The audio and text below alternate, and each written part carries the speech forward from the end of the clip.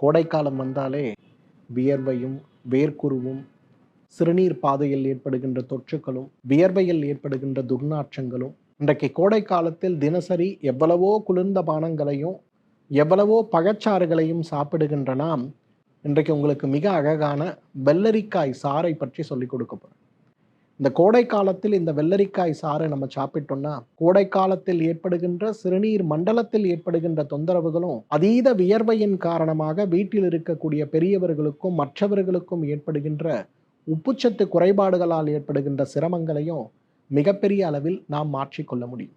அந்த வகையில் ஒரு கேரட், ஒரு வெள்ளரிக்காய், கொஞ்சம் கொத்துமல்லி, கொஞ்சம் இஞ்சி, கொஞ்சம் வெட்டிவேர், அது கூட தேவையான அளவு உப்பு, அது கூட ஒரு 100 மில்லி மோர், இவை அனைத்தையும் மிக்சரில் போட்டு மைய அரைத்து வடிகட்டி எடுக்கக்கூடிய அந்த மோர் இன்றைக்கு உடலுடைய ஆரோக்கியத்திற்கு கோடையுடைய தாக்கத்தை குறைக்க உதவி செய்கின்ற மிகப்பெரிய அருமருந்து.